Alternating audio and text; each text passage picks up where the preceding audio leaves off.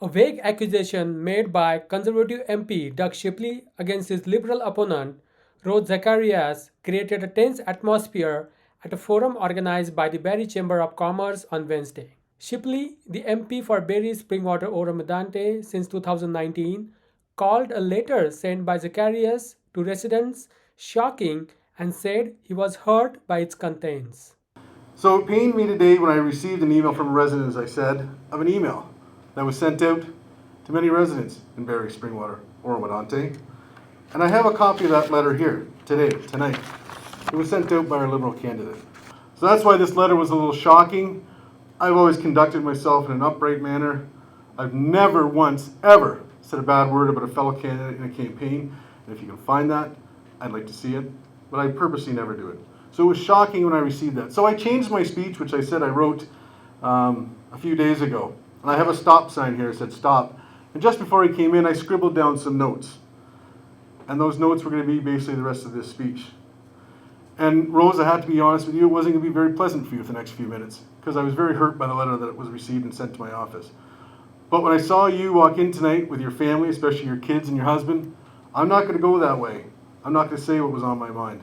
I'm just going to say I was disappointed and I was hurt, and I won't conduct myself that way. However, during its speech, he did not explain what the letter was about.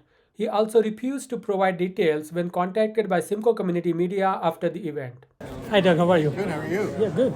So just a question about the letter that you mentioned. Yep. But you did not mention, what was in the letter, what it is about. I'm not going to either. It wasn't very nice, and I'm just going to leave it at that. I don't like bringing mud raking into politics, and I just. So you said the letter was not very nice. I've always kept things positive. My brochure's got me as a smiling face. You can see a copy of it. My wife and kids on the back, and that's not the game I play. Zacharias told us she was not aware of which letter Shipley was referring to and stated that she stands behind every piece of correspondence produced by her campaign. During Doug Shipley's remarks this evening, I was taken by surprise. He spoke of a letter, a piece of correspondence. He did not give any details, and he said that while he said he's bringing this up and he knows it won't be pleasant for me to hear. I don't know what he means by that. He didn't divulge any more details. I spoke with people afterwards who are also asking him to explain himself, and he didn't. I stand behind every piece of correspondence. I've been very active. Other two candidates who participated in the forum were Greg Taylor of Green Party and Michael Spears of Communist Party. During the forum, all four candidates shared their vision and plans for the riding, with a major focus on which federal leader and party would be best prepared to deal with Donald Trump and its tariffs. Ballot box question to me is very clear. This is an election of our lifetime. And so we are deciding in this election who will lead Canada at an unprecedented time when we are faced with threats from the United States under Donald Trump, and our economy is under threat, and we are hard-working business owners, skilled laborers, professionals. We are moms and dads, and we're families, and we live here. This is home to me too, Barrie, Springwater, Oro-Medonte. All of that is in your decision to choose on the ballot between myself, and I want you to know who I am, and another candidate of your choice. I'm Rose Zacharias. I'm a family doctor. My husband and I were successfully recruited by the Aurelia Physician Retention and Recruitment Committee back in early 2000s, and so we live in Oro-Medonte, and my family practice has been primarily in the emergency department at the Aurelia Hospital. I am a local educator, photographer, resident of Ward 1, and your Green Party candidate. With the many challenges facing us today, a better future can be hard to imagine, but we must in this time come together and fight for it. The Green Party of Canada has as broad a platform as any other party, but simply takes a different lens to politics. We fight for a paradigm shift on both long and short-term solutions, and solutions based in sound economics and sound science. As a result of the wide range of questions submitted tonight, I've broken them into 4 categories and tried to answer as many as possible. So bear with me as I go through my notes here. Being an educator, I wanted to cover as much content with as much substance as possible. I'm going to go through democracy, economics and the environment, healthcare, housing, and affordability. In terms of democracy, the Greens are part of a global network of parties, and we fight to work across party lines, work in coalition governments, and are part of supplying confidence agreements in various parts of the world. We've been in power in BC and in PEI and in various international locations. We believe the #1 job of an MP is to represent their constituents. Thank you to the Chamber for hosting and for inviting a communist to participate. I'm not only a communist, though. I'm also a father of 3 and a husband of 1. I want to begin my remarks tonight with some good news for Conservative supporters. You have 2 parties to choose from this election. I joke, of course, but they say there is much truth in jest. Having watched last week's leaders' debate, I'm scratching my head trying to find much difference in the policies of the Liberals and the Conservatives. If you're looking for a difference, especially with no NDP candidate present, I ask you to look this way. We stand at a critical moment in history, a moment where the decisions we make today will shape the future for generations to come. The Trump regime is hitting Canada with tariffs, threats of annexation, and demands for a vast increase in military spending. If we don't make the right choice now, the result of this will be plant closures, mass layoffs, and big cuts to healthcare, social programs, and climate action. I'm here tonight not just as a candidate for the Communist Party of Canada, but as a voice for every Canadian who's tired of being left behind. Every worker juggling 3 jobs just to make rent. Every young person drowning in student debt. Every family wondering how they'll afford groceries next week. Every senior forced to choose between medicine and heat. To start things off, I want to tell you a little bit about myself. Surprise, surprise from a politician, correct? I have proudly served as the Member of Parliament for Barrie, Springwater, Oro-Medonte for the 2 terms, having first been elected to Parliament in the 43rd general election in 2019. I have lived in this community for over 35 years, where my wife and I have raised our 2 sons. Prior to being elected as a Member of Parliament, I was elected to 3 consecutive terms on Barrie City Council, where I gained experience as Chair of Finance and Corporate Services, Chair of the Infrastructure Investment and Development Services Committee, and Deputy Chair of the Barrie Police Services Board. I also sat on several committees, including the Barrie and Area Physician Recruitment Task Force. Outside of politics, I'm an avid pickleball player, who isn't these days, and I enjoy exploring the beautiful local scenery in our community with my wife and our dog, Ollie. Over the past 5.5 years as the Member of Parliament for our community, I've been a strong advocate for the needs of our region. I have fought for good jobs, investments, and better services for residents in our community. I have served on the Transportation Committee. I have also recently been appointed as Deputy Shadow Minister of Public Safety and served on the Public Safety Committee, where I have heard firsthand about the alarming increases in crime in our community and across Canada. Prior to the forum, we also spoke with Paul Markle, CEO of the Barrie Chamber of Commerce, about the event and the issues that are most important to businesses in the area. I think as it relates to business, our top priorities are obviously, housing affordability, and that's tied into a number of different things from immigration to education. We need to have affordable places for people to live. We need to have enough homes built. The city is set to expand to double the size by 2051. Below are our interviews and coverage of the event. Yeah, so this is a typical thing that the Chamber has done. We do this for pretty much every political event, municipal, provincial, and federal. What we're holding is an information session where each of the candidates is given an opportunity to speak for 10 minutes on their platform. And then after they're done, and the entire set of candidates are done, then they go to a table and then they can answer questions with voters and be a bit more intimate. So what it does is it provides them an opportunity to answer questions on business issues. We've provided them with some information ahead of time, both from our members, but also from the Canadian and Ontario Chamber of Commerce, and we just want them to focus on those specific business issues in their remarks. I think as it relates to business, our top priorities are obviously, housing affordability, and that's tied into a number of different things from immigration to education. We need to have affordable places for people to live. We need to have enough homes built. The city is set to expand to double the size by 2051. and we're gonna need more and more homes and more businesses for people to work at. So that's a top priority for us. Healthcare is obviously a huge concern as our city grows. We do have obviously some expansion happening with the South Campus and the renovations that are happening at RVH. But wait times and obviously having the right number of doctors, those kinds of things in our region is super important, especially as we become more and more of a cancer regional center. We need to make sure that we've got the resources to provide for our residents. And then, lastly, I think the tariffs and the interprovincial trade barriers, again, is a priority for us, strengthening our resilience so that we are protecting jobs and protecting our businesses and ensuring that whatever happens in the South doesn't impact us. Well, yeah, obviously, we want a government that's in place that represents all of our residents, and so that's obviously a priority. We're more focused on policy than we are on the political side of things. Certainly each party has their strengths and weaknesses. I think when you drill it down, there are a lot more common denominators there than there are differences. They all want places to live. They all want strong economies. So I think it's what we'd like to see from a business side is certainty, and that our political leaders are working together to make sure that our region is as strong as it possibly could be.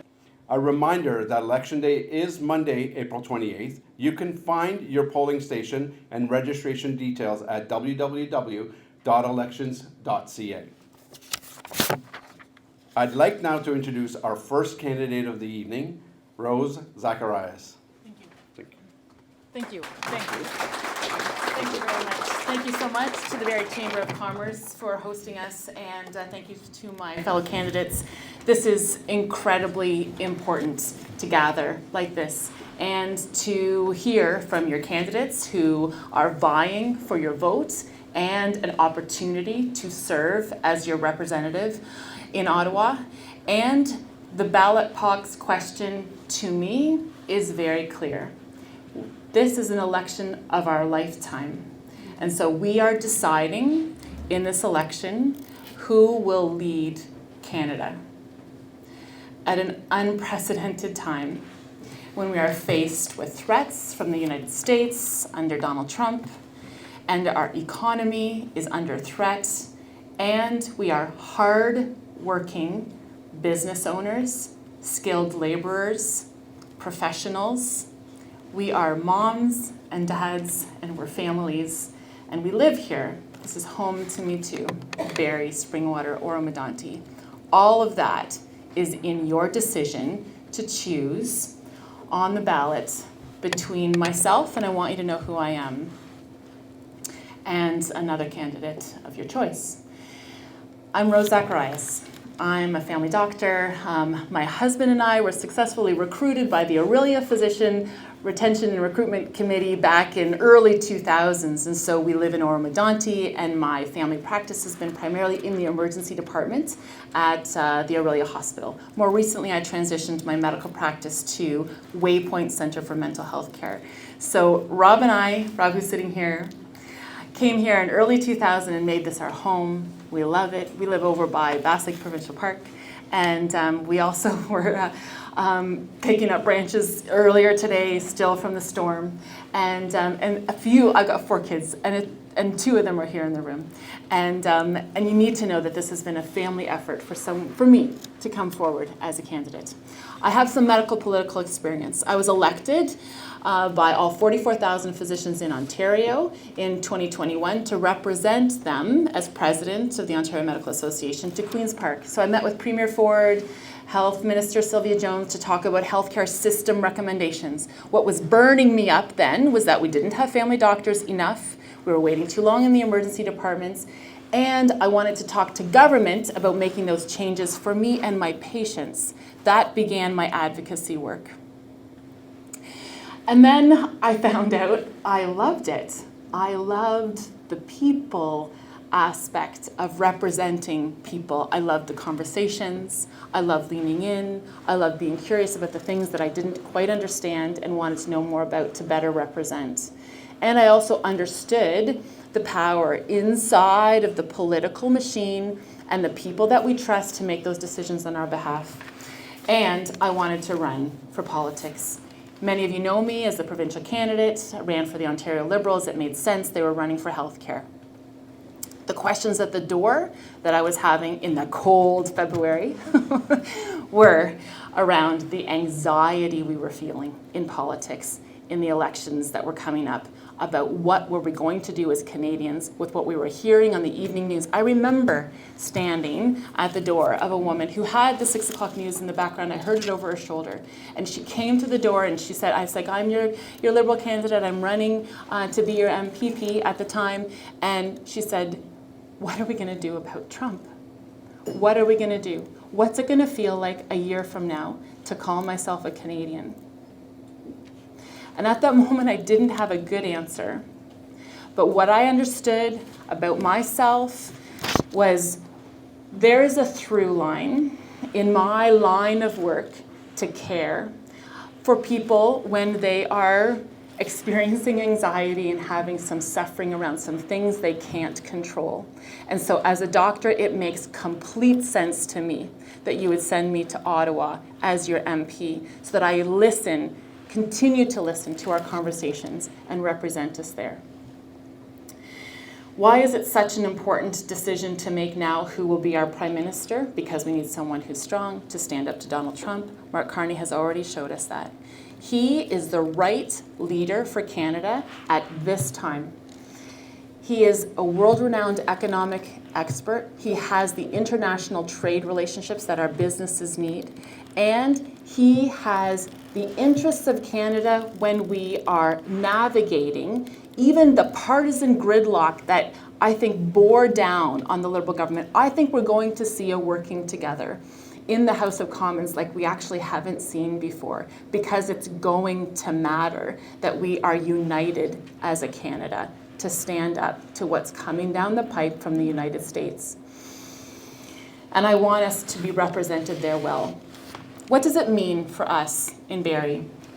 I've talked to you. I met with Paul Markle, the director here at the Chamber. I asked, what is it going on with our business owners? What about the manufacturing? What does it mean to slap those tariffs and then the reciprocal tariffs on aluminum and steel and our plastics and molding industries? And what then are the choices that our people are making when their skilled workers don't have good housing? What does it mean when there's health care gaps and people can't find good care, and so we're competing here in this area for good skilled labor? We're competing here. We are frustrated with the red tape of government when there should only be the financial tools that equip us as business owners who know your product, you know your customers, and you know the generations sometimes of the business that has been built. Believe me, I know this. I had a conversation with my dad on Easter weekend, who is a small business owner. He's run an excavating company, building the foundations of homes in St. Thomas ever since I was a little girl. That's been his job. And he employs about 15 men, and we are a family of some traditional values for good reason. Because my dad said to me, I don't mind paying my taxes, but I want my taxes to be well spent. I don't want them to be wasted. I've seen what good taxes can do. I've seen the social programs that we need. I've discharged patients to no family doctor. I've discharged patients with mental health and addictions. I've seen people on our streets that are homeless. And so we can do both. We can be a responsible government that has our tax money, and we can build our economy. That is the question on the ballot now. I'm so glad we're leaning into these conversations. In many ways, there just has not been an election that is more important at all. We need a fiscal anchor to lead us as a country. And I see Mark Carney knowing, more so than Pierre Poilievre, I see Mark Carney knowing how to navigate how to think about trade, not with the US, but with Europe and with Asia, that energy corridor to harvest what we are as a Canada with our renewable energy, with our water, our solar, and to make those strong business decisions. And there is a commitment, I think, from Carney, more so than Trudeau, on affordability.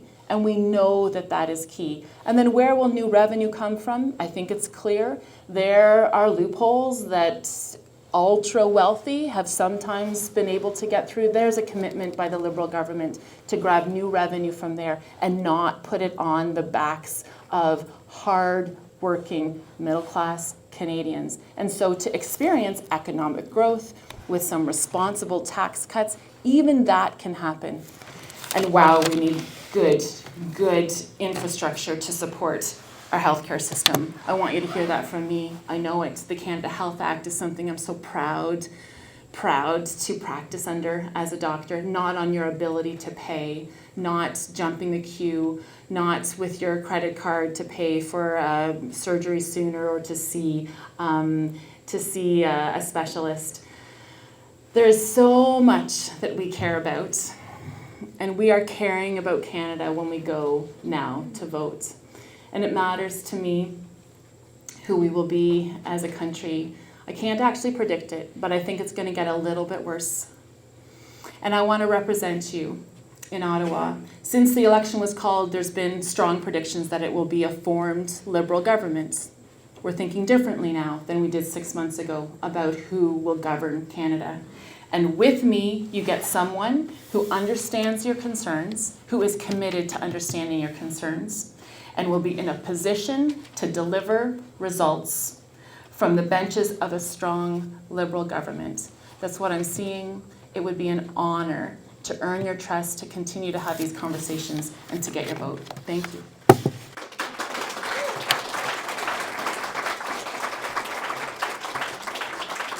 Thank you very much, Rose. I appreciate that. Our second candidate of the evening is Greg Taylor from the Green Party.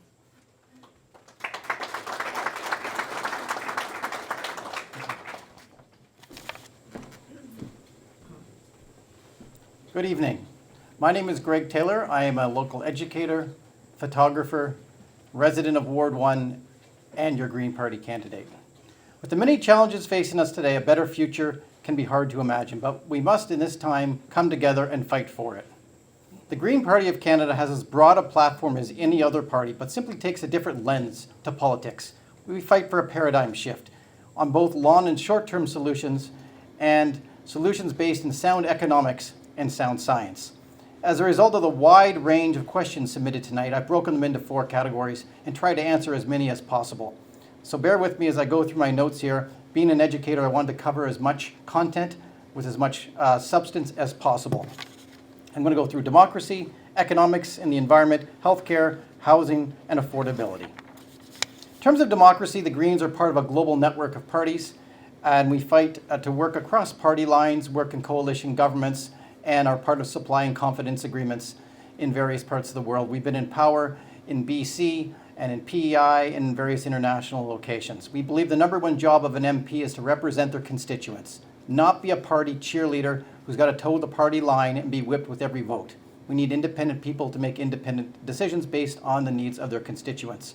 One of the big problems we have here in our country is the 2-party system that we have under first past the post. It's toxic and it's leading to a lot of division, the same division we see in the United States.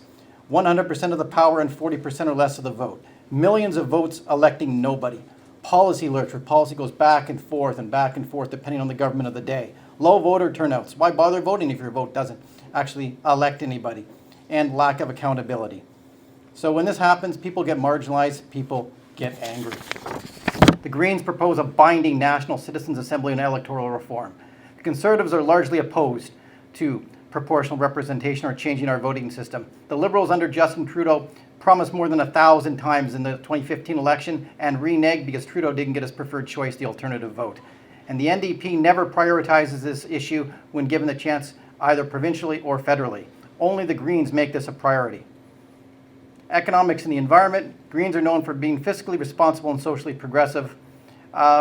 In response to Donald Trump, we must be ready to act. We support reducing interprovincial trade barriers as part of our strategy to reduce dependency on the U.S., building closer alliances with countries like Brazil, India, South Africa, part of the BRICS countries, and encouraging a buy Canadian perspective to supporting our economy here. As part of our response to Trump's tariffs, we also work across party lines so that one party does not control the agenda. It's better to work cooperatively rather than with just one party under a majority government. We need to become better prepared to deal with the 21st century economy as well, by not moving one step forward and one step back. We shouldn't fall back into a trap of a fossil fuel-driven economy. The TMX pipeline has cost the federal government more than $30 billion. We cannot repeat the mistake going for Energy East. That is a non-starter. We don't even have upgraders east of Alberta, and that makes no economic sense, not to mention no sense for the climate. As appealing as fossil fuels are, the limits of the biosphere don't give us the option. Point blank, they just don't. Unfortunately, we don't get to negotiate with physics. Science has the final say on this. We also need to stop extracting and shipping so many raw resources to other countries. Our policy for the country's natural resources puts Canada first. We'd like to see a return of domestic manufacturing and the processing of raw materials here at home. It doesn't make economic sense to strip stuff out of the ground and ship it out. We need to process and do more, bring more revenue, more jobs back to this country. Removing red tape is great in some situations for efficiency. However, protecting the people we love, the places we love, our Indigenous peoples, that's not red tape. That's good decision making when we consider those factors, and we need to factor them into any decision that we make going forward. In terms of healthcare, the Greens propose many things in healthcare, including a new Primary Care Health Act where everyone gets a family doctor, expanding mental health coverage to cover therapy, counseling, and psychiatric services, implementing universal pharmacare and dental care, and having the right to a healthy environment. We also support increased support for seniors living at home to avoid a duplication of the COVID pandemic when we saw the tragedies in retirement residences across this country. However, the bottom line is healthcare to stay public must be sustainable. We need a focus on wellness, not sickness. We need to keep people healthy in the first place by encouraging healthy diets, access to clean drinking water, a guaranteed livable income. We must do things to reduce the strain on the system. Otherwise, the system will continue to crack and inevitably lead towards increased privatization, which very few of us want. In terms of affordability, one of the biggest issues with housing and affordability that I've been hearing going door knocking, that and the Trump tariffs. It's a major concern on people's minds. There's a lot of things that we can do for it. We propose raising the basic personal amount under our tax to $40,000 from $15,000, giving Canadians an average of $3,000 extra dollars in their pockets every year. That's going to help with the basics of life. We support tripling the amount of social housing by building 1.2 million permanently affordable homes, expanding shelters for youth and transitional housing, and protecting farmland here, right here in Barrie, Springwater, Oro-Medonte. That's got to be done. What are we going to do with the projected 300,000 people who are coming here? We're not hearing answers, and right now we're looking at backdoor deals, things happening that the general public is not even aware of, and that is unacceptable. So just to close, a few comments towards different voters. In terms of Liberal voters, Mark Carney is trending towards becoming the next Prime Minister, okay? And that's, for some people, a great thing. For others, maybe not such a great thing. But the Liberals don't need to win this riding in Barrie, Springwater, Oro-Medonte to be elected as government. And strategic voting here in Simcoe County has no impact. All ridings in this area tend to be very split with significant gaps between the first and the second party. And when you go for a strategic vote, it really doesn't have enough impact to cause a shift in the final result.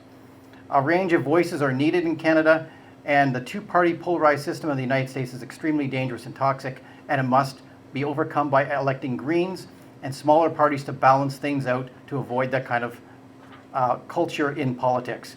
NDP voters, you're running a paper candidate in this election. We need to get a strong third option in this riding to be able to challenge the two biggest parties. So I'm strongly encouraging NDP voters, since we're running an active campaign, join us. We're going to fight for a lot of the same things as you, including proportional representation, so that down the road, your votes will actually go towards electing somebody, not just to be documented. And finally, Conservative voters, Pierre Poilievre is not Aaron O'Toole. Very different profile. He's avoiding the media, attacking public broadcasting and minority interest. He's divisive and labeling people. a lot of instability is what I can see, much like Donald Trump. The immature sloganeering, axe attacks, bring it home, common sense. What do these things even mean? We need adults in the room and mature conversations to solve the problems that we're dealing with. Small business owners, I'd be very concerned about a government that's going to repeal the industrial carbon tax. We're looking at increased trade with Europe. They've got increasing carbon pricing under CBAM. And if we don't have a carbon price in place here, we're going to be shut out of their markets. That's just bad economics. And finally, Oro-Springwater, small business owners, farmers. I'd be really concerned about annexation. If I was in that kind of situation and it's a major issue here in this community, we're not hearing a lot about it.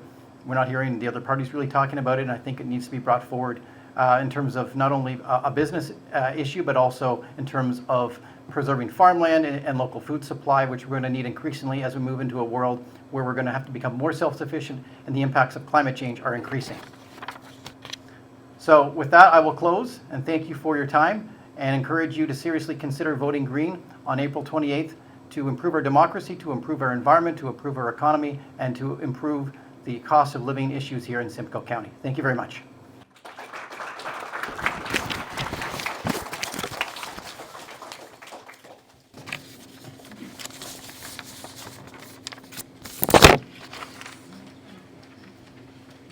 Thank you very much, Craig. Our next candidate is Michael Spears.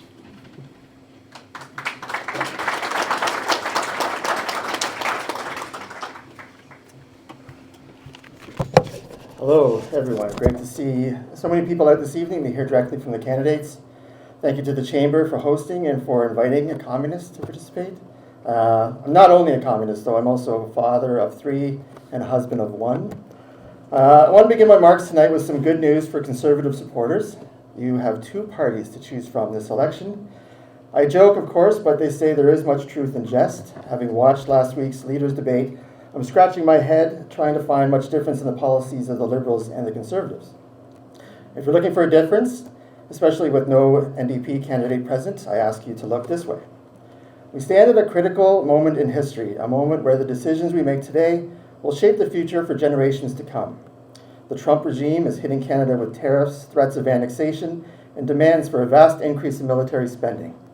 If we don't make the right choice now, the result of this will be plant closures, mass layoffs, and big cuts to healthcare, social programs, and climate action. I'm here tonight not just as a candidate for the Communist Party of Canada, but as a voice for every Canadian who's tired of being left behind.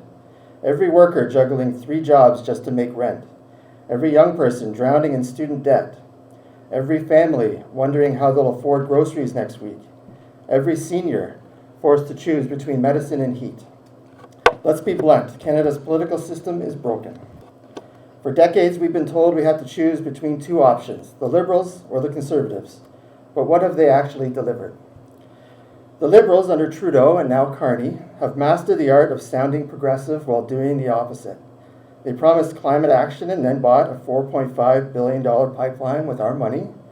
They promised reconciliation, yet Indigenous communities still lack clean drinking water today.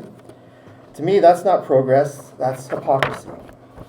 They love to talk about affordability, yet the cost of living skyrockets while corporate profits hit record highs and big banks and telecoms rake in billions. The Liberals, they give them tax breaks. You get stagnant wages and soaring rents and housing costs. Then we have the Conservatives who don't even pretend to care anymore. They say they'll fix the economy, but whose economy? When Pierre Poilievre talks about freedom, he actually means freedom for the rich to exploit the rest of us. They want to slash public services, privatize healthcare, and attack unions. They push austerity while the rich hoard wealth. That's not leadership. That's class warfare. Conservatives are not fighting for the working class. They're fighting for oil companies, billionaires, developers, and CEOs. Now, both parties will talk this evening about how they're going to fix what's wrong with Canada. But how can you trust the people who caused the problem with the task of fixing it? You simply can't. And that brings me to our vision, the vision of the Communist Party of Canada. Our party builds on the legacy of members such as the great Norman Bethune, who was among the first to champion Medicare. We have a positive vision of Canada rooted in the idea that working people should be in control, that the wealth of this country be shared equitably among the workers who created it, that the exploitation of labor be abolished, ecological degradation reversed, and a planned approach to the relationship of human life with the natural environment be implemented. We're not in the pocket of corporations. We don't take money from Bay Street. Throughout our 104-year existence, we have represented only one interest, the working class of this country. Our platform is bold because the times demand boldness. Now, Trump has become the big issue this election, and we all want to put forward policies that will protect Canadians now and in the coming months and years. For communists, this means nationalizing key industries Trump has targeted for tariffs. I'm talking about steel and aluminum, the Canadian arm of the automotive sector, as well as telecoms and banks. Doing this will also benefit by protecting smaller businesses who rely on these sectors. We believe in fair trade, not free trade. So we want to take Canada out of CUSMA, the North American Free Trade Deal, and negotiate multilateral and mutually beneficial trade agreements. Workers also need to be protected from layoffs that have already begun and will surely get worse. So we will raise employment insurance to 90% of previous earnings. We believe that housing is a human right. We will nationalize housing development and build 2 million social, publicly owned rent-geared to income homes. Not luxury condos, not Airbnbs, homes for people, not for profit. We'll bring in rent rollbacks and controls that the Liberals and Conservatives refuse to touch. We will ensure that no one pays more than 20% of their income on housing, and will expropriate the holdings of corporate landlords who treat housing like a casino game. Unlike the Liberals who talk about climate while funding fossil fuels, or the Conservatives who deny the science altogether, we will end oil and gas expansion, nationalize the energy sector, and transition Canada to 100% renewable energy within a decade. We will replace cap and trade and carbon tax schemes with strict legal limits and jail CEOs who break the law. We will slash the huge carbon footprint related to the deployment of fighter jets, the naval fleet, and other military purposes by implementing a 75% cut to military spending. If you believe in more military funding, like the other parties up here do, then you don't really have a climate plan. We need to build high-speed rail, and we need to focus on no more greenwashing, no more pipelines, just climate justice. Of course, we know public health care is under attack. We know that all too well here in Ontario. So we'll stop privatization in its tracks. We'll expand Medicare to include prescriptions, dental, vision, and mental health care, all publicly delivered, all free at the point of use. The Liberals say they'll negotiate someday. The Conservatives want to privatize. We say let's fund it now. Our party is the only party that has a real plan for working people. We'll raise the minimum wage to $25 an hour. Now, higher wages have been proven to be as equally good for businesses as it is for workers. After all, businesses need customers with money to spend. We'll legislate a 32-hour work week with no loss in pay and restore card-checked union certifications so workers can organize. And we'll bring in price controls on food and fuel.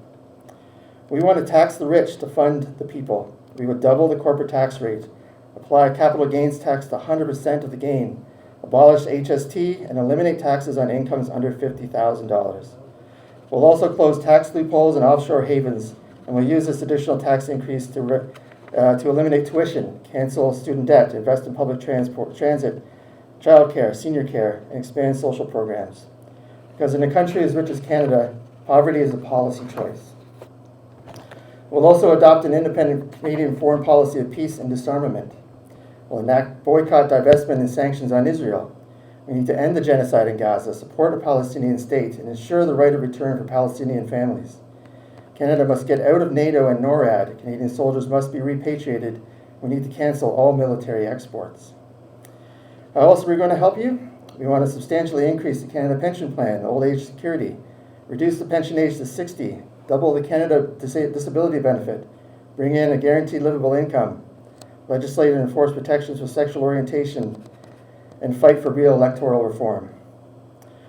Folks, the crisis we face today, economic, environmental, social, is not accidental. It's the logical result of a capitalist system that puts profit before people, a system Liberals protect with a smile and Conservatives defend with a scowl. Both serve the same master, capital. We're the only party that dares to imagine a different future, a Canada where the working class rules, a Canada without billionaires, where power is democratic, where peace, not imperialism, guides our foreign policy, and where the land is respected, not exploited. So to those who say our ideas are too radical, I say this. What's radical is letting a child go hungry while grocery CEOs make millions.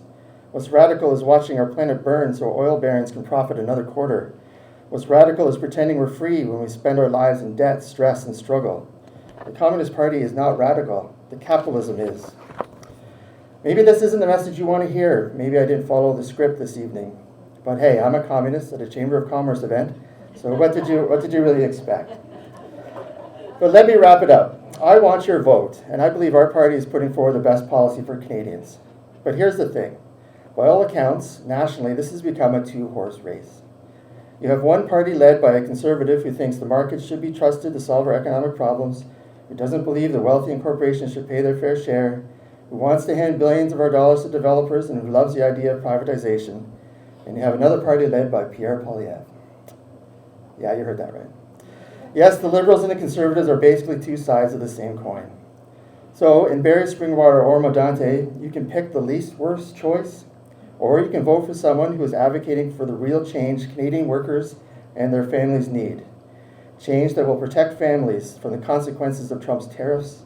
Change that will lower prices and raise wages, make access to housing a reality, refocus Canadian foreign policy on peace, and address the climate crisis. This election, let's reject the false choice between Liberals and Conservatives. Let's choose people over profit. Let's choose solidarity over greed. Let's choose a Canada for the many, not the few. Thank you.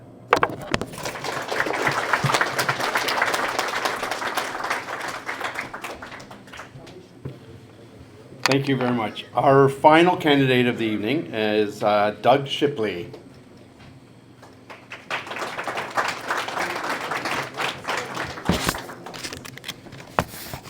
Good evening, everyone. Welcome out on this beautiful sunny day. I know we've all had some trying times as we've been out, weather times that is, when we've been out campaigning, so it's nice to see the sunshine out. Firstly, I would like to start off by thanking the Barrie Chamber of Commerce and the Barrie and District Association of Realtors for hosting us tonight. I would also like to thank the members of the Barrie business community and all residents who are in attendance tonight. Additionally, I want to recognize and thank all my fellow candidates who have joined us this evening. Putting your name on a ballot is no easy task. It is stressful and it is challenging for yourselves and our families. I would like to commend you for your efforts. I look forward to an informative conversation about the future of our country and how we can make Barrie, Springwater, Oro-Medonte an even better place to live, work, play, raise a family, start, and grow a business. To start things off, I want to tell you a little bit about myself. Surprise, surprise from a politician, correct? I have proudly served as the Member of Parliament for Barrie, Springwater, Oro-Medonte for the 2 terms, having first been elected to Parliament in the 43rd general election in 2019. I have lived in this community for over 35 years, where my wife and I have raised our 2 sons. Prior to being elected as a Member of Parliament, I was elected to 3 consecutive terms on Barrie City Council, where I gained experience as Chair of Finance and Corporate Services, Chair of the Infrastructure, Investment and Development Services Committee, and Deputy Chair of the Barrie Police Services Board. I also sat on several committees, including the Barrie and Area Physician Recruitment Task Force. Outside of politics, I'm an avid pickleball player, who isn't these days, and I enjoy exploring the beautiful local scenery in our community with my wife and our dog, Ollie. Over the past 5.5 years as the Member of Parliament for our community, I've been a strong advocate for the needs of our region. I have fought for good jobs, investments, and better services for residents in our community. I have served on the Transportation Committee. I have also recently been appointed as Deputy Shadow Minister of Public Safety and served on the Public Safety Committee, where I have heard firsthand about the alarming increases in crime in our community and across Canada. One highlight while serving as a Member of Parliament was the introduction of my private member's bill, Bill C-389, which sought to eliminate the application of the GST from the sale of AEDs. I have seen firsthand how important it is to make AEDs easily accessible. In rural communities, AEDs can be few and far between, and my bill aimed to improve the ability for individuals who do not have access to an AED nearby to purchase an AED for their home, farm, cottage, making this life-saving device easier to obtain. I have worked collaboratively with members from all parties, and when re-elected, I will continue to work alongside my colleagues to champion legislation that will improve the lives of all Canadians. The stakes in this election are high, and the Liberal government, who has been in power for a decade, is asking for a 4th term. I have had conversations with thousands and thousands of residents during my time as a Member of Parliament, and during this campaign I have heard over and over again that members of our community want and need a change in government. Residents do not feel they are better off today, and after a decade under the current Liberal government, residents want to see a new government who will make housing more affordable for Canadians, to make our streets safe again, and to bring down the cost of living. Folks, I prepared this speech a few days ago, and I was going to just read it. But I'm going to go a little off topic here tonight, because I had a letter sent to my office today. A letter from a resident who didn't think politics are going in the right direction. They're saying life has become too divisive. Politics has become too angry. And I agree with them. This is my 6th election, and this by far is the most divisive, angry election I've ever been involved in. I've always made it a point myself of trying to reach out to candidates and say hi to them and greet them. I think Rose would agree. I even called when you first put your name in and introduced myself. I've even always tried to get together and have a breakfast meeting or a meeting with someone, just to extend the olive branch. It never has to become personal. So it pained me today when I received an email from a resident, as I said, of an email that was sent out to many residents in Barrie, Springwater, Oro-Medonte. And I have a copy of that letter here tonight. It was sent out by our Liberal candidate. Recently, we heard of an issue that went on at a Conservative convention where some people tried to infiltrate it with pins accusing different variations, and even the leader of the Liberal Party said that that type of tone and that attitude wasn't right, it wasn't fair, it wasn't going to be permitted. So that's why this letter was a little shocking. I've always conducted myself in an upright manner. I've never once, ever said a bad word about a fellow candidate in a campaign, and if you can find that, I'd like to see it, but I purposely never do it. So it was shocking when I received that. So I changed my speech, which I said I wrote a few days ago. And I have a stop sign here that said stop. And just before I came in, I scribbled down some notes. And those notes were going to be basically the rest of this speech. And Rose, I had to be honest with you, it wasn't going to be very pleasant for you for the next few minutes, because I was very hurt by the letter that was received and sent to my office. But when I saw you walk in tonight with your family, especially your kids and your husband, I'm not going to go that way. I'm not going to say what was on my mind. I'm just going to say I was disappointed and I was hurt, and I won't conduct myself that way. So I will carry on with my speech. I'm probably going to be a little over in time now, but I'll leave it at that for now. Conservatives have a real plan to bring the change that so many Canadians deserve. At the forefront of this plan is our Canadian First Economic Action Plan, with the realistic goal of boosting Canada's economy activity by a total of $500 billion over the next 5 years. After a decade under the Liberal government, everything is more expensive. A decade ago, it took 39% of the median household income to cover the cost of home ownership. Now, under the Liberal government, it takes up to 60%. In the GTA, you now need to earn $223,000 to qualify for a mortgage on the average home. Grocery inflation is at an all-time high, recently rising by 3.2% month over month, the highest rate since 1974. In Ontario, food bank usage was up 134% last year compared to the same period in 2019.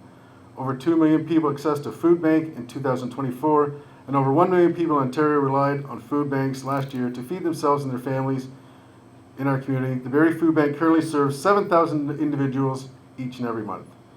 Additionally, we have the worst per-person economic growth in the G7. In 2023 alone, $460 billion in investment fled Canada. That is $11,500 per Canadian, money that should have been building homes, creating jobs, and growing our economy. That's why our Conservative Economic Action Plan is so important. We must restore affordability for all Canadians. Under our plan, workers will keep more of their paychecks with a major tax cut. Cutting income taxes by 15% so the average worker can keep an extra $900 each year, while dual income families will keep $1,800 more. Conservatives will also make each dollar go further by axing the federal sales tax on new homes by up to $1.3 million. Combined with a plan to incentivize cities to lower development charges, this will save home buyers $100,000 on new homes. And to protect our auto workers' jobs in the face of threats from the U.S. administration and save Canadians money, Conservatives will remove the sales tax on new Canadian cars. We will also train 350,000 new apprentices over the next 5 years with an expanded union training and innovative program, and restore the $4,000 apprenticeship grants that the Liberals canceled. This means more good, well-paying union jobs for our young people and more homes being built by our skilled trades workers for those young people to live in. To develop our resources and get our clean energy to new markets, we will lift the cap on Canadian energy and scrap the industrial carbon tax. We will create a national energy corridor, a pre-approved transport corridor for pipelines, transmission lines, railways, and other critical infrastructure. Conservatives will also bring in the Canadian First reinvestment tax cut to reward Canadians who reinvest their earnings back into our country. We will rapidly approve Phase 2 of the LNG Canada to double the project's gas production and accelerate at least 9 other projects currently snarled in Liberal red tape. We will cut red tape by 25% with a new 2-for-1 rule, eliminating 2 regulatory requirements for every new one. We propose to unleash our entrepreneurs and require the Federal Auditor General to verify them every year. This economic action plan will not only make life more affordable, but supercharge Canada's economy with major new infrastructure and resource projects across the country. Seeing I'm going to have to skip a couple pages because I went offline there a little bit and I'm getting the 1-minute signal, I will just close by saying the Conservative Party platform is about change and hope. We want to restore the Canadian dream, where if you work hard, you can buy a home on a safe street, and if you choose, start a family. After a decade on the Liberal government, that dream has faded for so many. When re-elected, I will continue to fight for the great people of Barrie, Springwater, Oro-Medonte, and continue to work alongside my Conservative colleagues to champion legislation that will improve the lives of all Canadians. It has been a pleasure and an honor to speak with you tonight. I greatly appreciate you all taking time to listen and engage with us, the candidates in attendance. I would once again like to thank my fellow candidates and the organizers, the Barrie Chamber of Commerce and the Barrie District Association of Realtors. Thank you.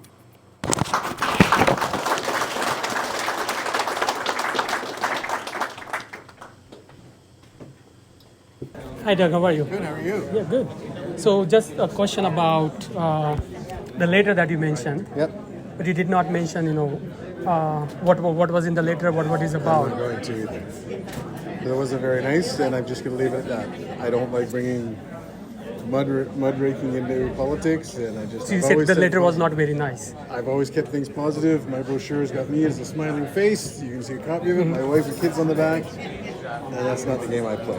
I never have in 6 elections, and I'm not going to start tonight. So you just mentioned that letter was not very nice, but you said that was directly from the Liberal candidate. Said from the desk over here. Oh, that's correct. But then, because you kind of left ambiguity. Because Which I'm going to. Yeah, but then why did? Lots of people have the letter. But you could have just mentioned to Rose in private. No, in private instead of because. Well, she mailed it to everybody, so it's not private. There's nothing private about it. She mailed it to hundreds of homes. Oh, okay, hundreds of homes. She didn't mail it to me. Okay. Maybe thousands of homes. Oh, I see. I don't know see. how many homes we mailed. So the letter was about you, but not. It's about a lot of things. As I said, I really don't want to get into it. That's Okay. not what this is about. I've had Okay. my say, Yeah. and I want to move on. Okay, awesome. The ballot box question Yeah. in this election is who is the strong leader to lead Canada? And in my opinion, Mark Carney is the strongest leader.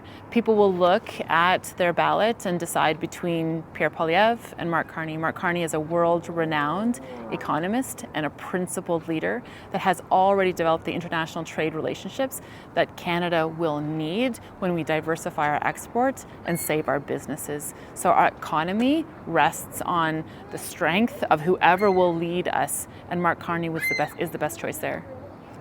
As the federal Liberal candidate here in Barrie, Springwater, Oro-Medonte, it has been my priority to meet and connect with as many people as I can.